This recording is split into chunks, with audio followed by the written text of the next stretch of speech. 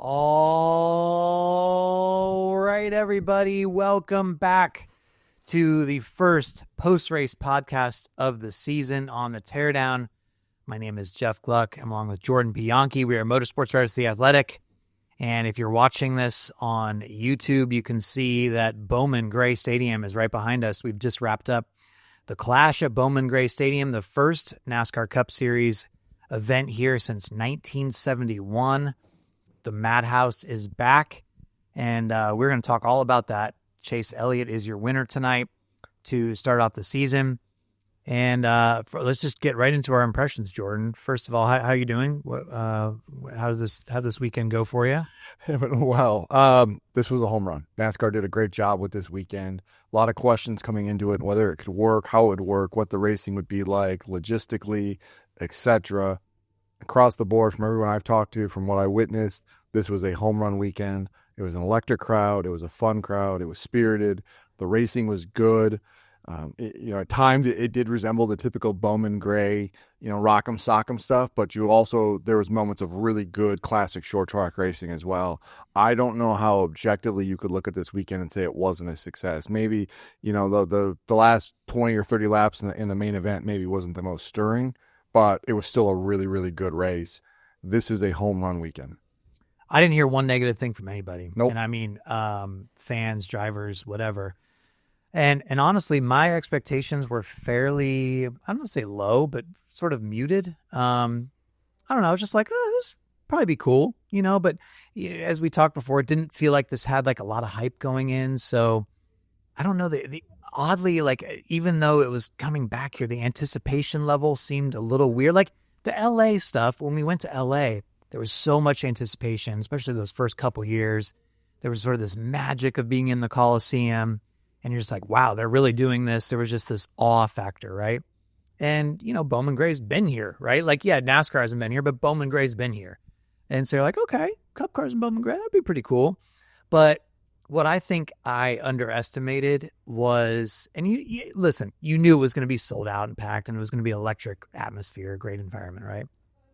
But I think what I underestimated was what the fans here do to this environment. Like, I don't think I've ever been to a NASCAR race where so much of the crowd, such a large percentage, which felt like, you could tell me 100%, was so into the race. Like, this was like the hardcore fans race. People were so into I've sat in the stands. This is how I know this, right? Like, everybody around me, cheering for every pass, when the guys would get in lap traffic, when somebody would get on somebody's bumper, when somebody would get spun out. Just big reactions, absolutely loving it, intense, even in the sort of, long green flag runs, so to speak, at times. Like, for me, like, there was still something to watch the whole time because the field never really got totally strung out all the way through the back. So it's such a small track that you can see everywhere. It's just everything is right in front of you in this little bowl, and it's all unfolding. And then you can look back to the leader. Oh my gosh, he's about to hit lap traffic, or there's somebody on his bumper. You look back to 12, they're racing hard. Somebody, gets knocked out of the groove. To me, it was so fun. And when you did see those passes for the lead, especially like when Hamlin got passed by Elliott, when then Blaney passed Hamlin for second, the crowd was just going nuts. They were just absolutely electric. So it was that part of it made it so fun to me. The fact that the fans are so, just so close to the track. It was a very intimate atmosphere. And yes, 17,000, 18,000 people, probably the smallest Cup Series crowd in decades, right? But this proved again, you don't need that. You don't need the big crowd.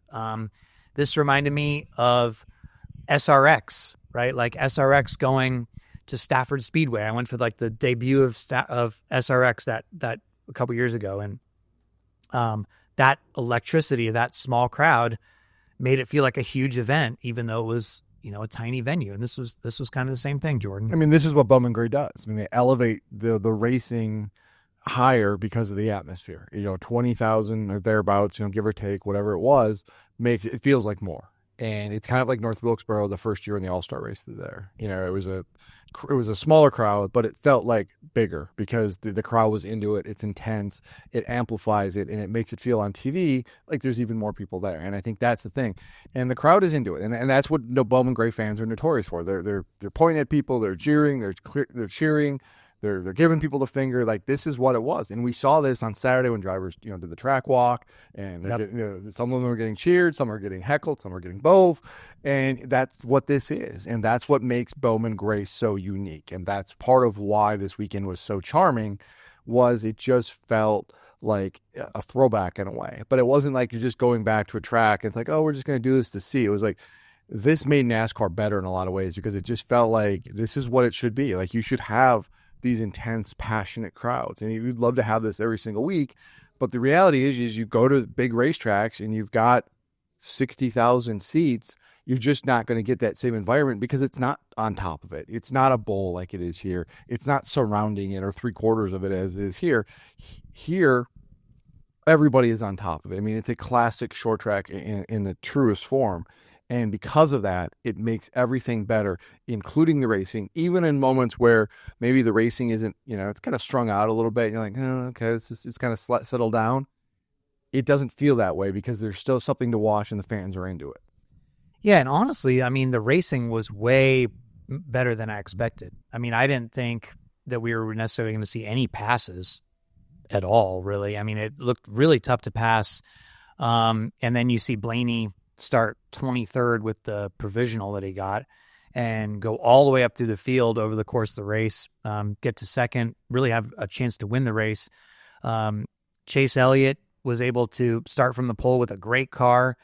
His car looked great in practice and qualifying, and then you think, well, I don't know, he might just be able to set sail. I don't know if he'll be passed. Denny Hamlin and Tyler Reddick eventually got past him right before the halfway break, but Chase made some adjustments and was able to pass back for the lead later in the race, past Denny back. And so, it was possible, right? Like, and it was some good, hard racing. After looking at the heats, I just thought it was just going to be people just slamming into each other. And that's the heats though. And, sure. And that was the thing. Is a lot of people jump to that, like, oh man, this is going to turn into something. It's like, no, these guys are racing for something. They're trying to get their way in. Plus, there wasn't the level of tire wear, and it was like, just calm down. Let's see what this is going to be like. And it was. Put these guys out there where they're not having to race the top 5 to get to advance, or they're in the last chance qualifier where it's just pure desperation, and we can talk about that later.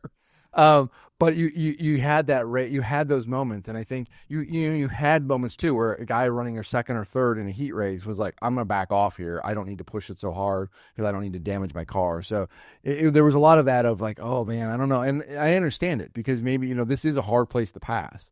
But it was to come the main event though, you were able to see that, and you had guys try to work the high side a little bit, which is not something you always see here. Yeah, look, I mean, the track with these cars on it, to me, despite being a quarter-mile track, just felt so sort of natural, flowy compared to the Coliseum for sure. The Coliseum, it felt like the straightaways were maybe like a little bit longer by a hair, but the corners seemed sharper. Mm-hmm. And when you got to the corners, you really had to sort of almost make sort of a U-turn. Just the way that it was designed, it was obviously purpose-built track inside a stadium. This thing's been here forever. And so, the cars have, naturally raced here forever. And it just makes sense, how this thing flowed. Now, I don't know that I thought the top would even be nearly as viable as it was to try to hang with somebody, but, you really could for a while. And you even saw Tyler Reddick, it didn't work for him eventually, but one restart, he took the top next to Hamlin outside front row. He didn't choose behind Denny. And, Chase picked third right behind Denny. And he thought, I was watching, I was like, why did he do that? He's going to get hung on the outside, but he was able to stick with Denny long enough and then duck down below and get in front of Chase. So, I was just like, okay, it was just more racy than I anticipated. The crowd, again, was great. I think this was a win. Now, here's the question, right? I guess the thing is, because I know what people have asked me tonight. People are asking in the garage and conversation. Well, how does this compare to LA? How does this compare, right? I just think it's two completely different things, right? Like you can't really compare them because, so with LA, one is an event to grow the sport, right? Like what it was, 70%, ticket holders the first year, never been to a NASCAR race before. You had Ice Cube, you had Wiz Khalifa, Cypress Hill. Cypress Hill. I mean, it was about the concerts. You had the college section of the partying kids. You had right near the city downtown. And LA knew that NASCAR was there. The Uber drivers and all that stuff. And it really was about getting into the city. It was an event, the new fans, all that stuff, right? This was like sort of the opposite, right? Like that was meant to, quote, grow the sport. This is not growing the sport. This is getting back to the roots of the sport. This was, let's go to the people who are the most passionate. This area has like the highest TV ratings consistently, right? And so actually, surprisingly, 60% of the fans were outside of this area of North Carolina called the Triad. They came from outside that, but that could mean that they came from Charlotte, things like that. But it wasn't necessarily like just the local Winston-Salem, Greensboro fans. 44 states, 5 countries, 3 continents. Yeah, you had a lot of people come check this out because they heard about Bowman Gray, all that stuff. So it was a good mix of the locals, of the Madhouse regulars. It was fun to see them react to Burt Myers and Tim Brown in the heats and stuff like that, flipping each other off. I was in the stands for that, and as Burt Myers passed Tim Brown, and all the people in those shirts, because the modified race was Saturday afternoon, they're flipping each other off, and I was like, this is amazing. But so you had a great mix, but this was really about the hardcore fans. So here's the question though: should the Clash be used for that, quote, grow the sport? So you're taking it to the new fans, like a Chicago street race, like the LA Coliseum, the talk of, the dream of NASCAR going to Brazil or something, right? Like stuff like that. Or should this be a race where, hey, like, let's go to these local short tracks. Let's go to rejuvenate them. People have floated New Smyrna. People have floated Hickory, Pensacola, stuff like that here. Like the investment here, should they take this to different places? What should the Clash be? And I think that's the question. It doesn't have to be either or, though. That's the thing. And it shouldn't be either or. It should be this is a good opportunity for us to do this. It isn't, well, we're trying to check a box and go into a new city, so that's our sole objective. Or we're trying to go to a old school market and help a local short track, lift itself up. It shouldn't be that. It should be, what is the best opportunity for the sport and where should it go?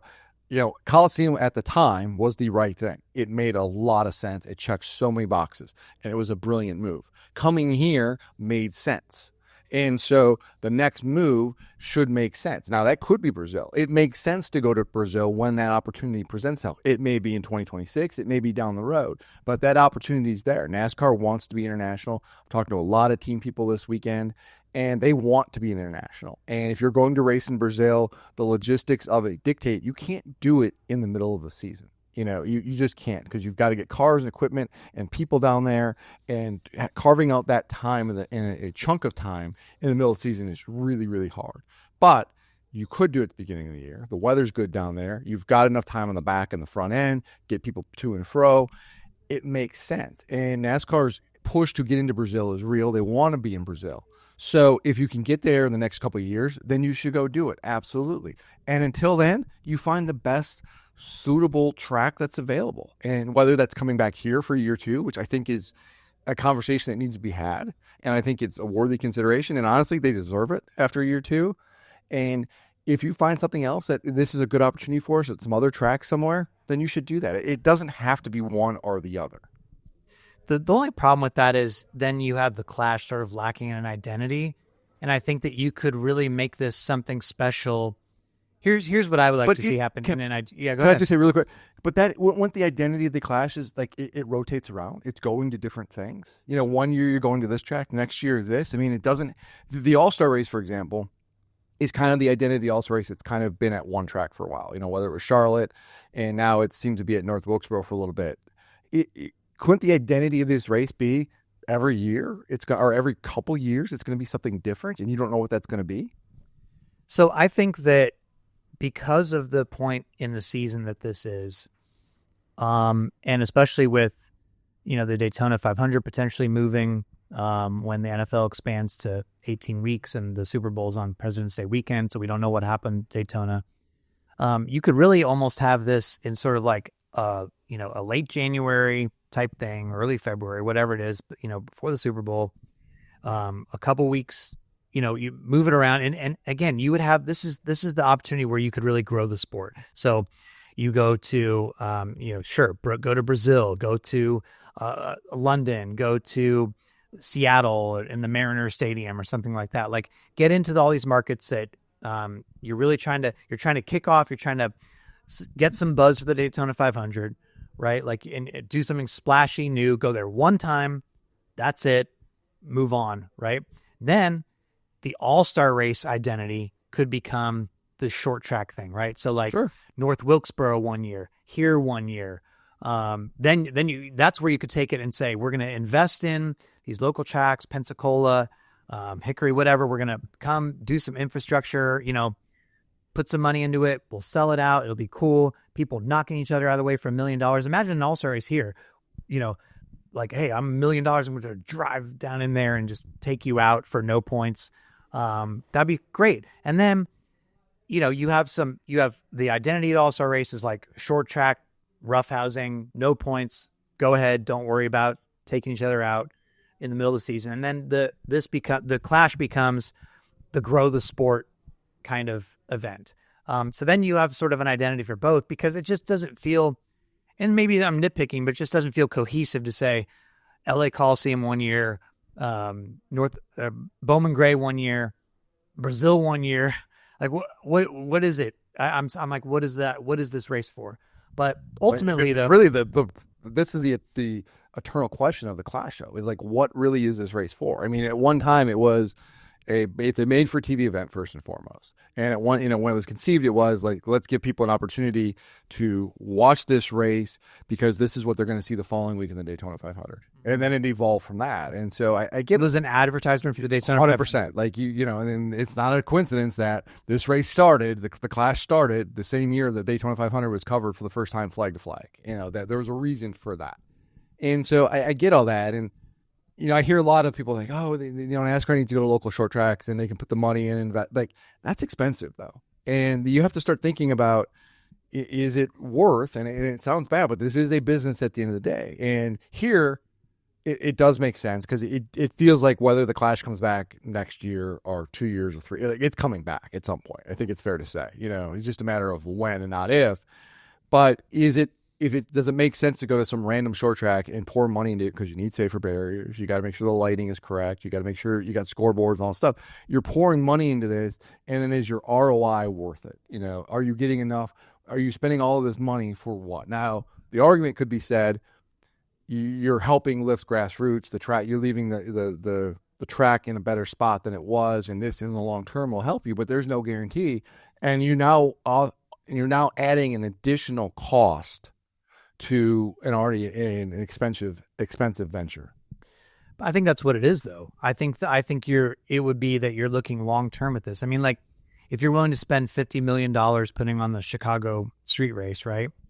Could you not go to, a short track like this or, New Smyrna or whatever, and do $1 million of infrastructure, have the race there once, and then you get people in the community, you get people nationally excited about that track, a spotlight on that track.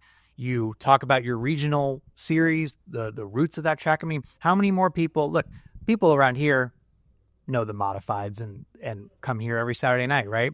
$12 ticket. It sure is part of the thing. But that got exposure. NASCAR put the modified race for free on their new Tubi channel. It was on Flow Racing as well. I'm just saying it exposes people in this area. Now people might go, dang, I've always heard about Bowman Gray. That looked cool. Like, I think I actually might go check that out. Like, if they live around here and maybe they take a trip for it. And so you're investing in the health of your grassroots, the health of the sport.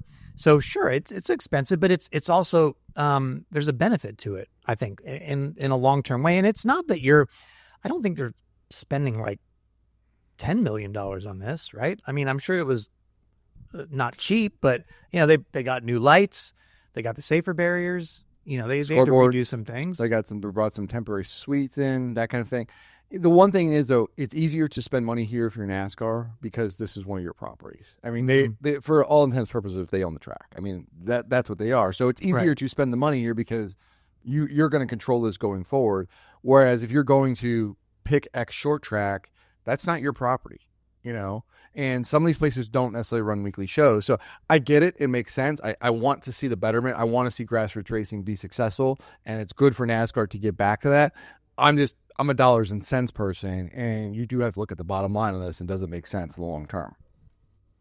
Well, this one certainly made sense in that it was just a big success, as we mentioned. I guess the debate now is, do you bring it back here for one more year?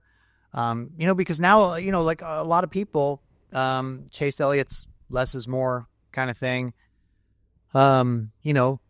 Everybody's looked at the LA Coliseum and thought, man, the first year was so magical, right? Mm-hmm. The second year was all right. The third year, it was like, why did we? It's diminishing returns, right? So the thing is, right now in this moment, it was a really fun race tonight. Great crowd.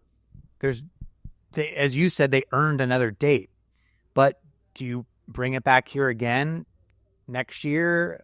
Do you give it two chances?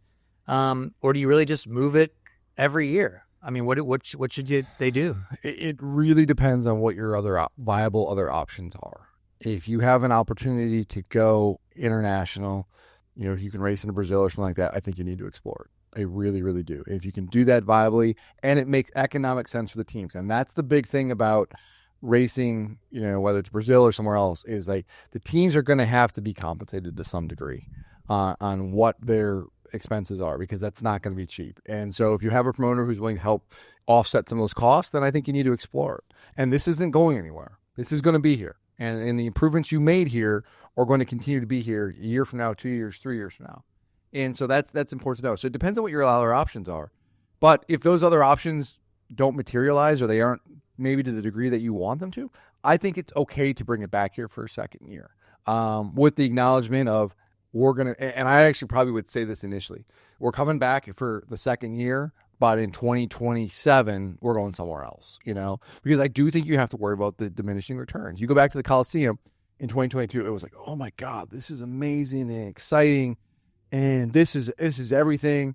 And then in year 2, it was like, this is good, this is okay. And then year 3, like you said, it was just, this is okay, but it's time. And I don't want to get to that point. You never want to get to a point where you're shrugging your shoulders at Bowman Gray and going, we're going back to Bowman Gray again. And so I think you can salvage that by saying, we're going to come here for a second year in 2026, but then we're shifting it, and you can prioritize, and you kind of put it in people's minds of like, hey, this was great. And then when you revisit that down the road, there's still that excitement there. Another factor truly to take into consideration is the proximity of this race to the Charlotte area. An hour or less, depending where you live in that area. And so most of the crew members and drivers were sleeping at home and able to go back and forth. This is closer, probably an hour and 15 minutes or something closer than Martinsville is. And you have some people that drive back and forth for that. So in a year where there's going to be 28 straight races at one point after Easter, a record 28 in a row, to have the Clash start here, basically a home race. They did an inspection on Wednesday at Charlotte Motor Speedway. So that was, just something the teams came from the shops and did that, knocked that out. And then, to have basically this home race where everybody's, by the time we're doing this podcast, most everybody's been home for a while. Luckies. So, that's huge. You really can't overlook that at all. Right. And even going to the West Coast, to California, bringing everybody out there, coming back to Daytona. And similarly, I'm sure, going on, if they did Brazil, mm-hmm. I mean, that would be a huge undertaking for everybody in the industry, the transport and the logistics of getting down there. So yeah, I mean, it's like, okay, this wasn't getting into a big city, a new market, but what the industry got back, I think, the people that are about to travel all year, and it is a grind. I know that can't be the main priority, but it helps. You know what I'm saying? Absolutely. And a 38-week season, like you said, and 28 of those are consecutive. Every little bit helps. And it's nice to have this opportunity to basically have a home game and not wear down the crews when you're having to crisscross the country at the beginning part of the year. This is nice. And it was nice that people in the industry got to come, and families and friends. And, we saw drivers' wives and kids sitting in the grandstands and all of that stuff. It's great to see that, and you need more of that. And so it's an opportunity to do that and kind of mitigate a little bit the wear and tear on these guys throughout the year. That can't be said enough.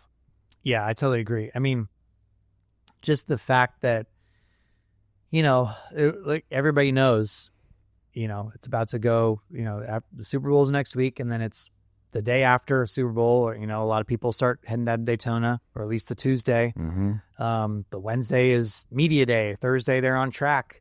And then the duels, and everything like that. So, it's going to come really quick here, and it's you. What? Nothing. I was just pushing my glasses. Why? I thought you were.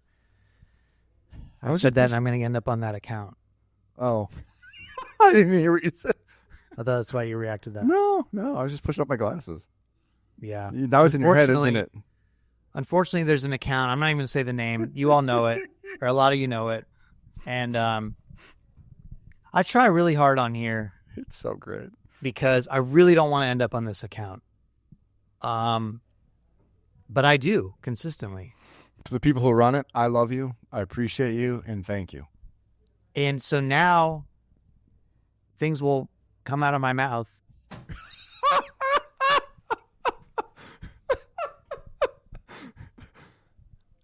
Just timestamp this, guys, when you listen to this. Thank you. They're going to need that. Please, Jeff, continue. And remember, this is a kid-friendly podcast, so could you please keep your potty mouth in check? We have sensitive ears here. So, yeah, it's very difficult. Very difficult to speak on this podcast sometimes because of your takes? Anyway, I'm sure everybody will find this account now, and if you can't find it, just message me and I'll send you the link. Yeah. Anyway, I totally lost my train of thought. I can't even speak anymore. How are you supposed to speak when knowing that this could be clipped and made out into something? This is the innuendo. This is the burden you must carry of being a big time popular podcaster. When you're a superstar like yourself, this is what it is. It's not easy being Jeff Gluck. Mm-hmm. Okay. Anyway, let's talk about the race.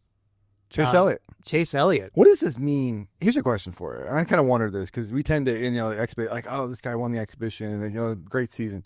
What does this mean? Does this mean anything for Chase Elliott in the big picture?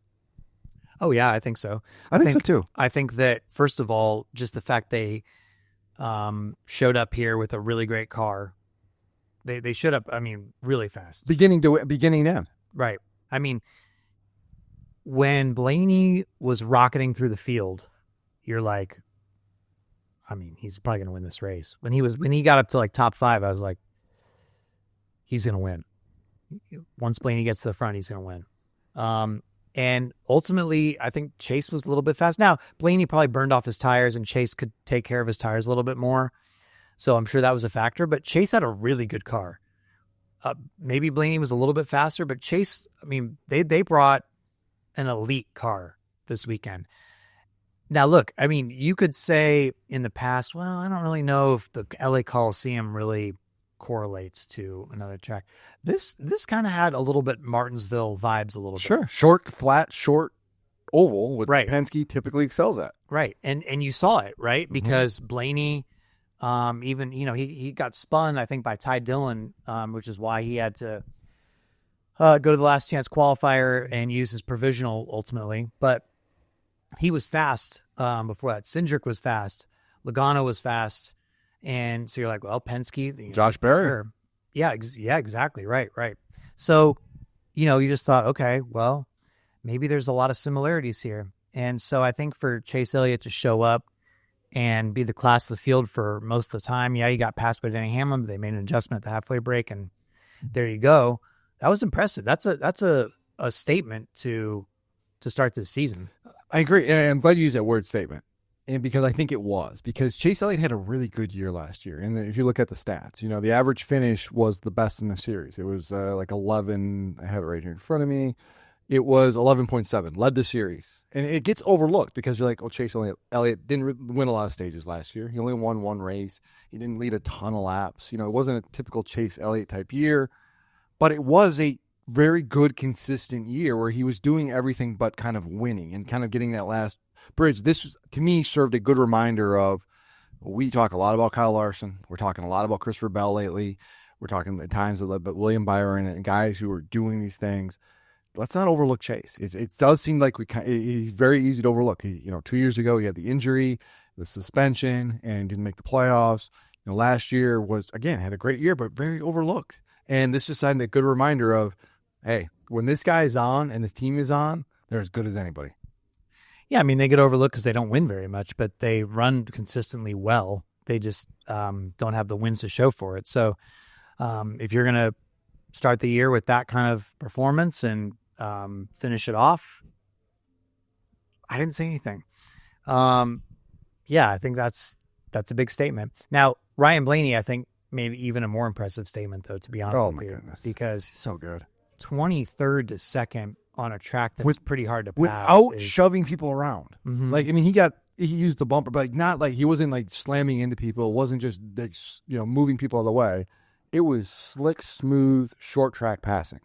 I honestly think at this point, whether it's like a Martinsville, Blaney is like the short track master at this point. Yeah. Don't you think? Like, he is just so elite. Flat short track master. Sure. I mean, yeah, well, Bristol's not even the same. I mean, no, but even like a Richmond, though. You know what I mean? Yeah. Oh, okay. I see what you're saying. Yeah, but I mean, sure. It's just they won at Iowa too last year. Though, you just look at the ability he has to get around this place and position his car lap after lap the way he wants to do it. He was taking sort of like a higher line. I don't know if you exactly call it the diamonding line, but he was sort of taking the corner entry a little bit higher and being able to roll off quicker than anybody else. And it was really impressive, just lap after lap trying to just nail that line. So just being able to start from the back like that and drive through the field, that was really something. Really, really. To me, this is a continuation of Ryan Blaney that we saw really take form in 2023. En route to his winning the Cup Series championship. Before that, it was a Blaney that at times showed great speed, but couldn't, necessarily close the deal. And now we don't talk about that anymore. This is a guy who, and I know Homestead happened, whatever, but the next week he bounces back and wins at Martinsville. And a guy now who is smooth and doesn't make mistakes. And we never really talk about him or the team shooting themselves in the foot like we used to. It's just a guy who quietly goes about his job and does it very, very well, and does it in a very under the radar manner. He's not creating enemies. He's not pissing people off. He's not, doing it in an aggressive way. He just quietly goes about and does it. And on tracks where there is tire wear, like a Martinsville, for example, a Phoenix here, where you need to be good over long green flag runs, I don't think there's anybody better. So Denny Hamlin finished third, and he led, a decent amount of laps tonight, right? But he led 28 laps. Chase Elliott led 171 out of 200. But listen, Denny Hamlin, if you weren't watching the Saturday stuff, he showed up for the first practice session and did not look good. He looked, it was sort of like, oh, this is a bad start with a brand new crew chief in Chris Gale. You're like, ooh, they don't look as good as their teammate. Oh, you were getting worried? Yeah, and they pulled off the track early. And now he immediately told the team what was wrong. I talked to him about it today in an interview for a story I'm doing on The Athletic. He, pulls off the track, tells him what adjustment he needs, gets back on the track.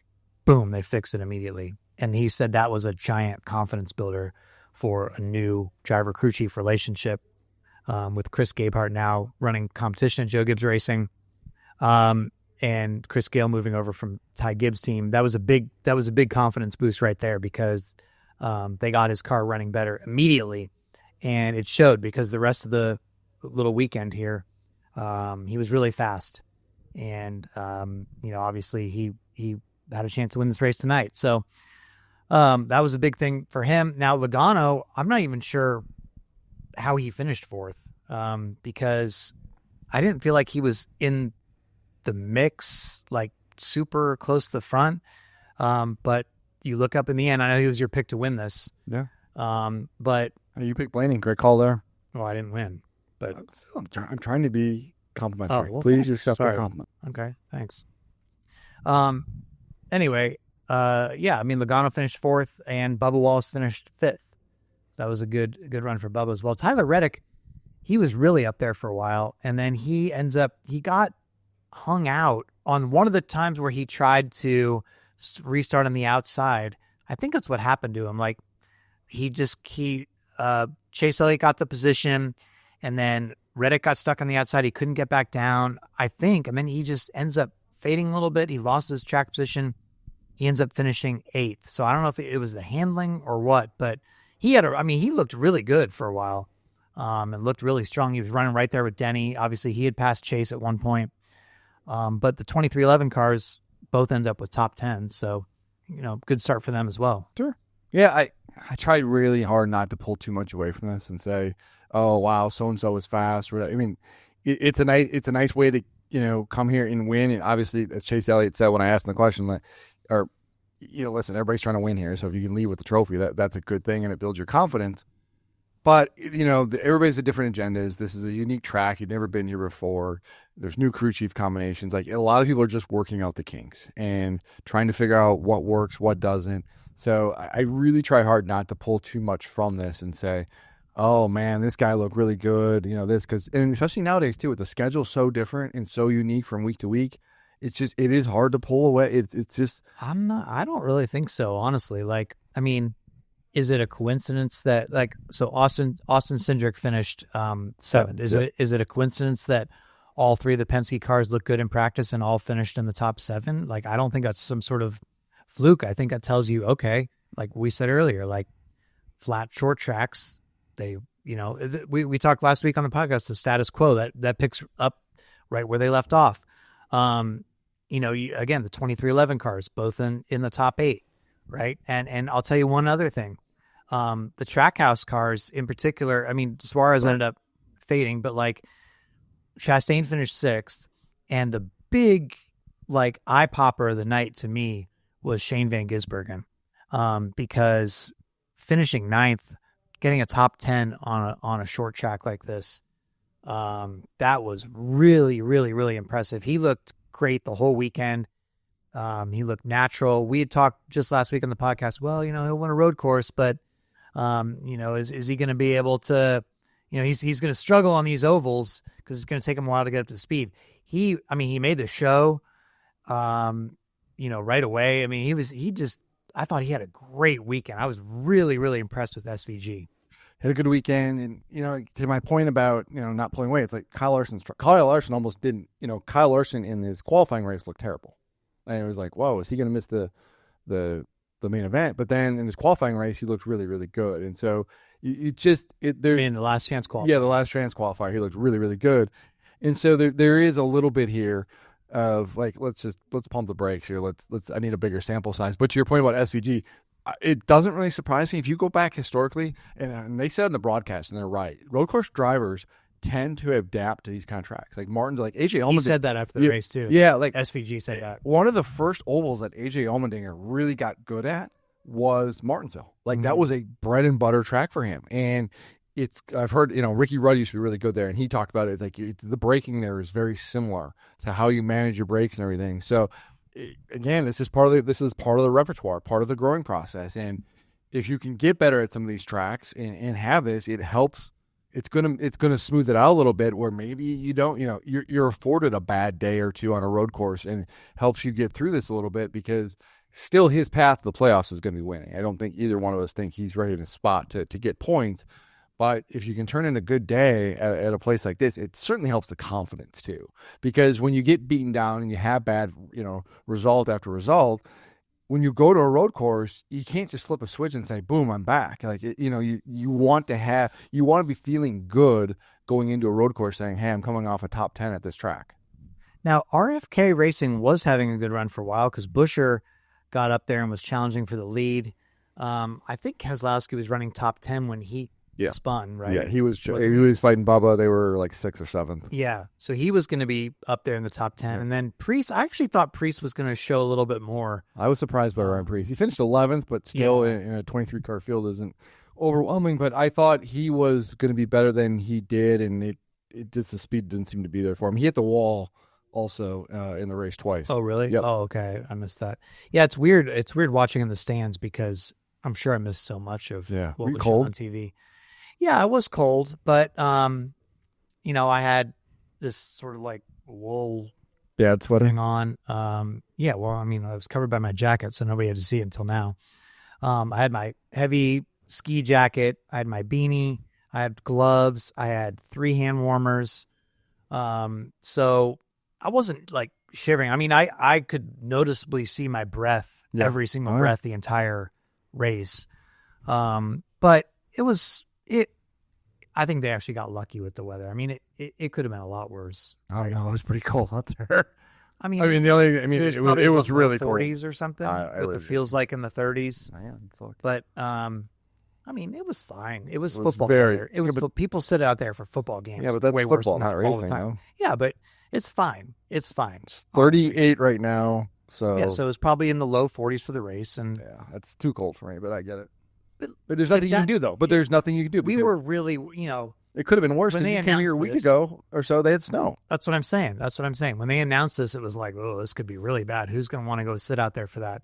People were pumped up. They were jacked up. They were drunk. So I don't really think they felt the... I was going to say, were you drinking whiskey or anything? That helps? I did not. Why not? I'm working. I mean, I was sitting in the stands, but I was working. Yeah, but you're on assignment. Like, that's part of the experience of sitting in the grandstands at Bowman Gray, have an adult beverage or two. Did you throw a middle finger at anybody? No, but I'm tempted to throw one at you right now. That's rude. I will say, like, again, talking to fans around me and stuff like that, and fans of the tweet up today and people like that, like, this guy, Moses Roman, who's one of my favorite Twitter followers. I always run into him around the Charlotte races. He was like, dude, the bathrooms here are like way better than some of the cup tracks we go to. Like, he was like super impressed by the quality of the bathrooms. And I was like, who knew, There you go. The only complaint I heard, Sarah, another one of my Twitter followers, she had said that she had a long wait for the shuttle buses. They didn't have enough parking so everybody had to do shuttle buses. I guess the first night, there was like a long wait for the shuttle buses. But other than that, like, I think she even said like she had no complaints about the fan experience. So, I think people were pretty happy. I don't know how I ended up getting on that topic, but it's just you were talking about sitting in the stands and what my experience was. So, people, I'd tell you the other thing too. I don't think I mentioned this. People did not sit. People were, you bought the seat, but you did not use it. One of those things. Like, all 4 heat races, last night, nobody sat the entire time. And then some people did sit on the halfway break. I sat down the halfway break, and then some of like the longer cautions tonight. But like every green flag lap of racing, I don't think anybody was sitting down. I like the entire crowd was standing up the entire time. That's cool. Passionate Bowman Gray fans, man. Yeah, they bring it. It was cool. So looking at this running order, what else jumped out to you? I mean, to me, Carson Hocevar ran way better than 16th. He obviously got spun. He had passed Bell and then got spun. It looked like Logano knocked Bell into Hocevar maybe. And then Hocevar ended up spinning both Larson and Byron at the same time. But Hocevar looked fast, man. He looked good, I thought, for the most part. Who else? I mean, him, I don't know who else jumped out at you. Rough night for William Byron and Kyle Larson. Both of them were involved in 2 different accidents. Kyle Busch, struggle for him. Just He got knocked out of the way. He got knocked out of the way, Yeah. but just really not He was the first one that got spun. He did, but just not like there was no real point this weekend where he jumped out and you're like, oh, yeah. like Kyle Busch is here, and so that was certainly surprising. Chase Briscoe, I thought on Saturday, I thought he was going to do much better, have a much better day than a weekend than he had. Mechanical problems kind of sidelined him. Well, he was running top. I think he was like maybe fifth or sixth. Yep. He got kind of shuffled out of line 3 wide. I can't remember who went underneath him. Somebody dove underneath him coming out of turn 2, and he got put in the middle. And then all of a sudden he got shuffled back. And then shortly after that, I think he was bouncing off somebody. And that's when he got he broke something in the steering. Let's talk about the last chance qualifier. What'd you think? What do you mean? Just how it unfolded, because it was everything I thought it was going to be. Everybody I talked to this weekend said the same thing. Like the LCQ is going to be absolutely chaotic. It is going to be borderline a demo derby. You're going to see guys just do insane things, and it was. But it was also wildly entertaining. Yeah, I mean, I still go back to, I think it was a little bit long for... Yeah, I don't need 75 laps. But I don't need 5 laps, no caution. But I don't need 200 laps in the main event. Yeah, I mean, last year was 150 at the Coliseum, and it was so green that the race went so fast. But here, you're not going to go... You're not going to go that green long. for... Yeah, I mean, there was, 7 cautions tonight, I think? 7, including the halfway break. So, at the Coliseum, you just didn't have that. I mean, I think they needed a little bit more of a TV window. What was the time of the race? 1 hour, 13 minutes, 15 seconds. So that was about the same as what it was at the Coliseum, just with it's only 20. I don't know. More laps. It felt longer for some reason. Yeah, that's surprising. So. Well, it's interesting. Yeah, because on this thing it actually says 53 minutes. But that's probably only green flag laps. And I don't know. But anyway, I guess it wasn't very long. It could have been one of the, I guess the chances it could, when you're not counting caution laps, it could be one of those races where they keep wrecking. But I thought Christopher Bell said after the race, he said something like, I was really skeptical about coming here. But now that as soon as I got into the race, I realized that if the drivers do their jobs and race how they should, you can have a really good race here. I'm paraphrasing because I don't have the exact quote on me, but that's what he said. And I agree with that, right? Like the drivers putting their hands in. I thought it was a very professional show considering where we are. You know what I mean? Like you could see like, hey man, these guys are really good. It wasn't just everybody like in the heats. Everybody was just like, oh, knocking each other out of the way, But the main event tonight was much more professional, I thought. So, but the level of desperation wasn't there. I mean, that's the big thing too. Is you get a longer stretch, 200 laps versus the qualifying races are the last chance and it was you had to finish in the top 2 to advance, and it's like so. I think that played a significant role in how that race played out. I was really surprised though. I thought, from everybody I talked to, and in my opinion, I thought the last 50 laps or so, the main event, was going to be pure chaos. I thought you were going to get a caution, and it was like once you got that one caution, it was like, oh, here we go. And it never happened. We got that initial caution right after halfway, and you're like, okay, here we go. And it didn't really set up that way the rest of the way. I wasn't in Blaney's press conference. I was still out in the garage trying to talk to people. Did Blaney say anything about the lap cars? Because I thought that every time, so they were in lap traffic as the race was winding down, and every time Blaney would sort of close in, like Chase Elliott would come up on one of his teammates, like Larson or Byron. They'd let him go, and then it seemed like there was one point where Byron looked like he almost got right in Blaney's way, almost like he was going to come down the track or something. Again, I was just watching this live, so I did not see a replay of this, but everybody, it was like in the stands was like, whoa, like it looked like they were almost going to hit or something. So I thought maybe Elliott did get a little bit of a help from the Chevy drivers, and they were very gracious. And then it seemed like they kind of maybe held up or raced Blaney a little bit harder as they let Elliott through. So I mean, I think that kind of cost Blaney some ground there. Plus, he had burned up his tires. Well, the big thing too is he overdrove a corner. Trying to pass Kyle Busch, he got loose or just slid up the track trying to pass Kyle Busch, and Okay. and that ended up being the difference of the race because he was kind of having this ebb and flow thing. He'd burn up his tires, cool them back, and then he'd make a charge again, and he was doing that again, and then he got into a corner too hot or got loose or whatever, but went up the track because everybody's like, did Kyle Busch get into him? And then the replay says no, it's Blaney just slid up the track, and that ended up being the final thing of, okay, now he officially has ran out of time. Okay. And the last 80 laps were in caution free, which is incredibly surprising. Is that right? Yeah. Wow. Because we had that at first caution right after the break, and you're like, okay. And then That's right. And then it was 80 laps. No, there was a couple cautions after the break, right? There was two. There was two. Three, excuse me. And four. Jeez. No, yeah. 4. Right, wow, right. yeah. And it was like, okay, here we go. But we had 80 laps. That was the longest green flag stretch of the night. So you had 4 cautions in a span of 20 laps after the break. Yeah. And then none ever again. Yeah. Once they got spread out. Interesting. I didn't realize that. Well, Jordan, unless you have anything else for the race, time to talk about was it a good race poll? Does this count towards? Absolutely, it counts. So it's the game on, buddy. So it's 28 races then.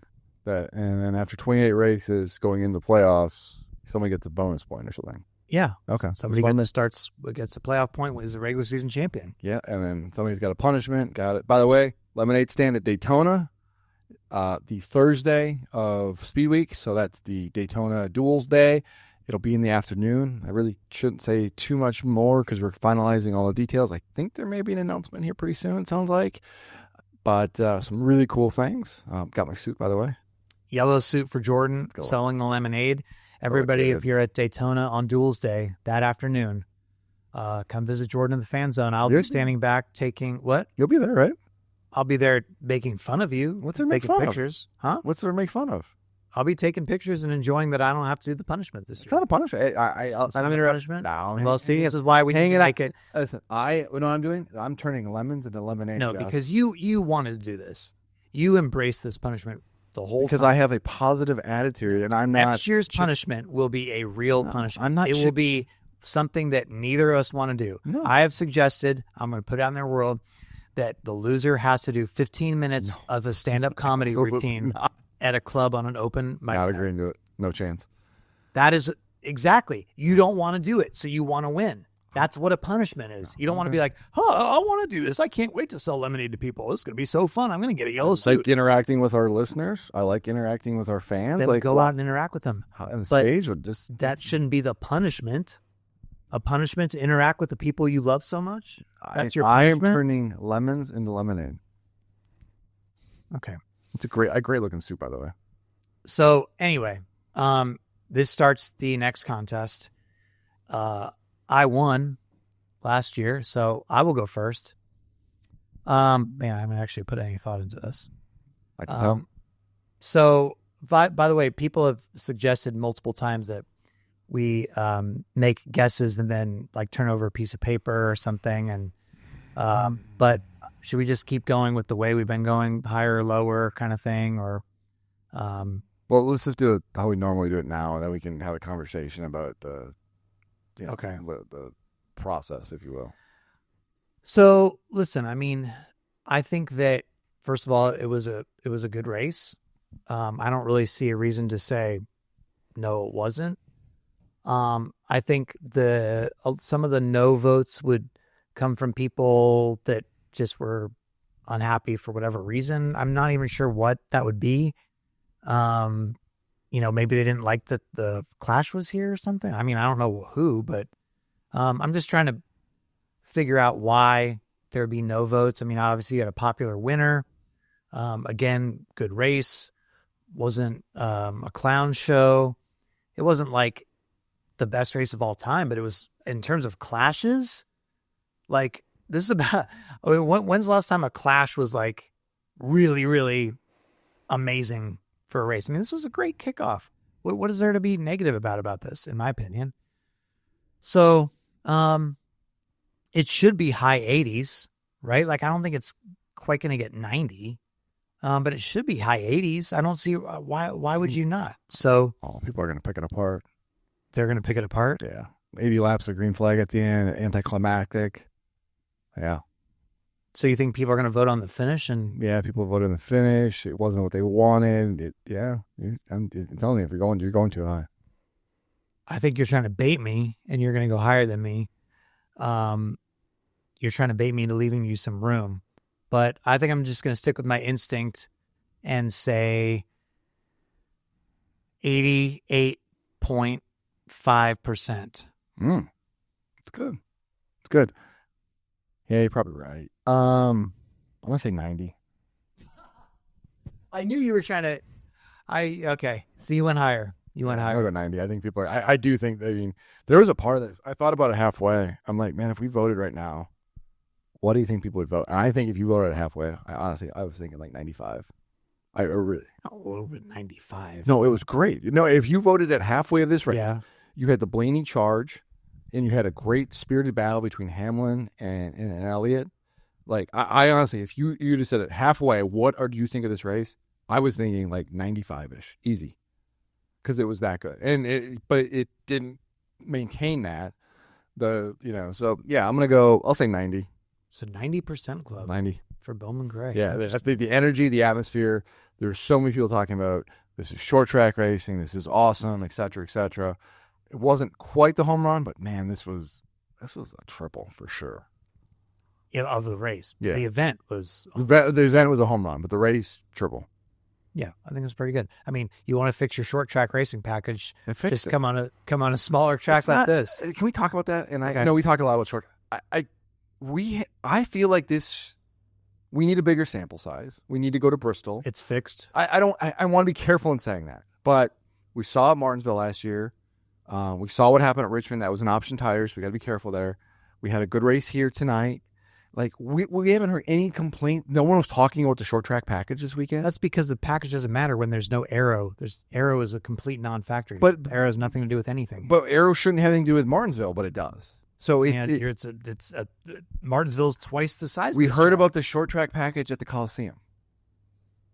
And so, like, every time we go to a short track, every single time we go to a short track, there's a conversation to be had about the short track package. It always gets brought up. We did not hear one thing this weekend about the short track package. And it goes back to what we said last spring. You are only going to be able to do so much to fix this car because of how it is. If you're going to fix short track racing, it comes down to the tires. And they have figured that out, and they have got a softer compound tire. We saw it at Richmond. We saw it at Martinsville. We saw it again tonight.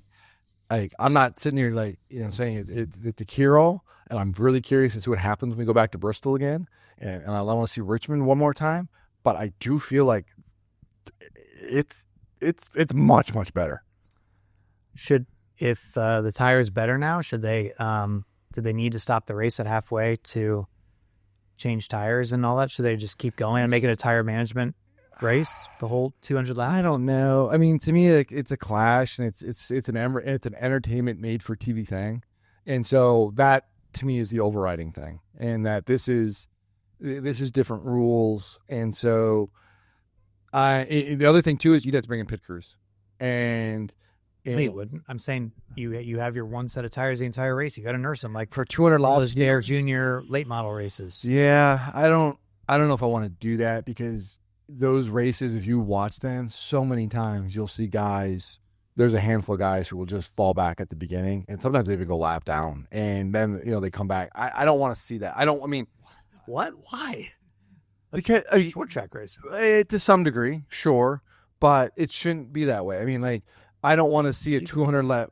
I don't want to see a 200 lap race about just guys going really slow to conserve their tires. I mean, if you're going to have an event that is supposed to be an appetizer and get people excited, you want them to be able to go hard. Yeah, you want them to go hard and get people who don't casually tune in your national TV on a Sunday night going, oh yeah, that's cool. Like, oh, why is that guy going 20 miles an hour slower? Well, nobody's going to casually tune into this race. I bet the ratings are going to be. That's right. I'm really curious to see what the rating is for this race, because is it the bubble we're in? I mean, it was on Big Fox on a Sunday night, so no competition really. I mean, NFL's off. I mean, it'll probably be it'll definitely be up from last year's Clash, because last year's Clash was moved on zero notice to a Saturday. Well, sure. It's definitely going to be up, but it's going to go back to 2 years though. Compare that to the Clash. There was no promotion for this race from Fox. Is that fair?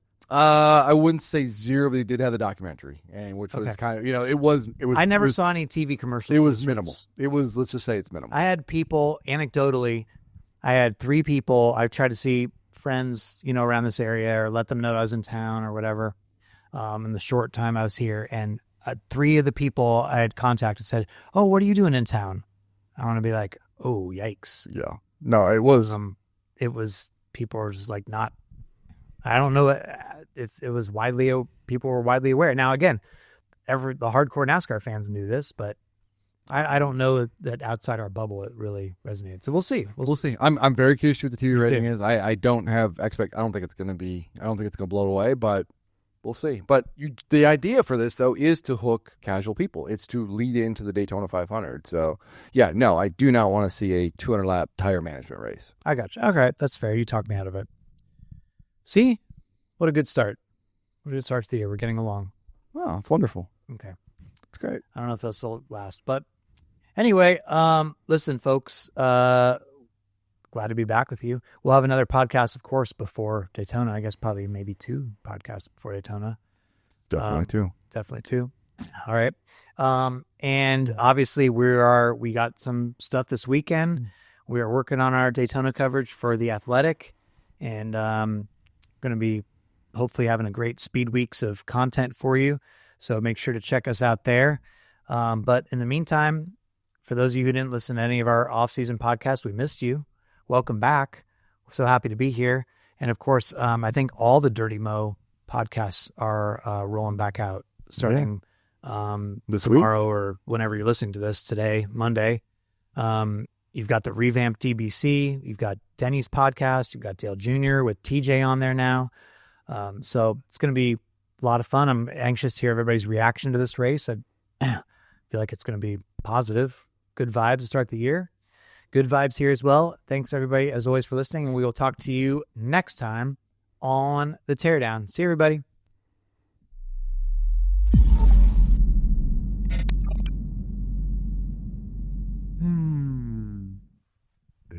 All right.